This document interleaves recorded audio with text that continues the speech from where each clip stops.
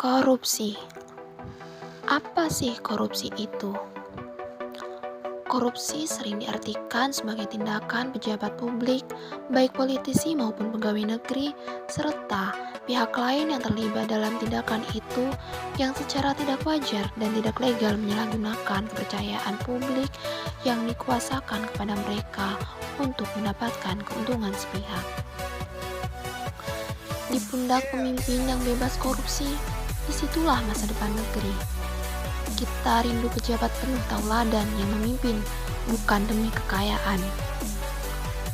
Selama ini, raga koruptor terpenjara, tapi bisnis dan hidup sosialnya lancar jaya. Ada yang salah dalam sistem hukum kita, terutama bobot hukuman dan efek jerah.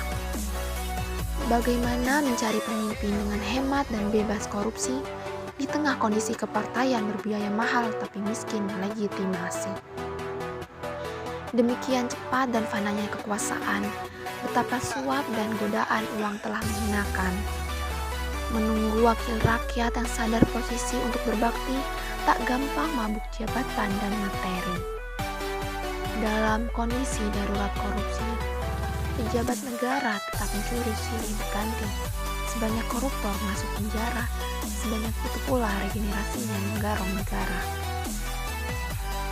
Menteri memang jabatan politis, tapi bukan berarti harus dijalankan secara nepotis.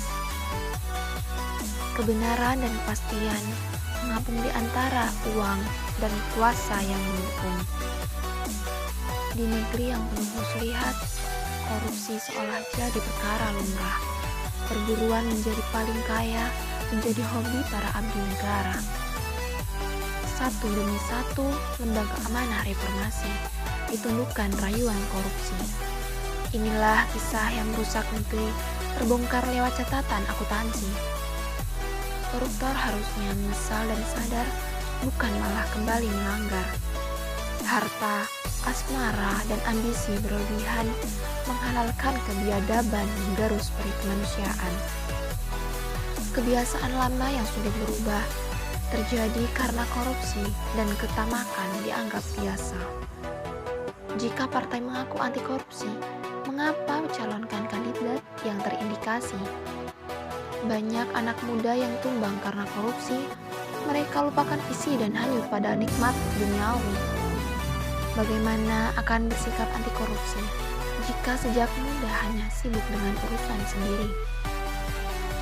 Mari kita ubah orientasi, tak jebak gaya hidup menuntut materi.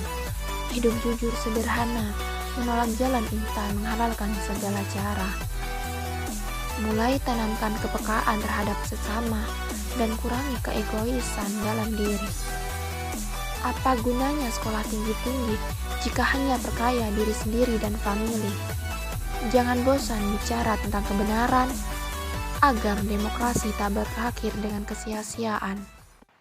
Korupsi mengakibatkan melambatnya pertumbuhan ekonomi suatu negara, menurunnya investasi, meningkatnya kemiskinan, serta meningkatnya ketimpangan pendapatan. Bahkan, korupsi juga dapat menurunkan tingkat kebahagiaan masyarakat di suatu negara.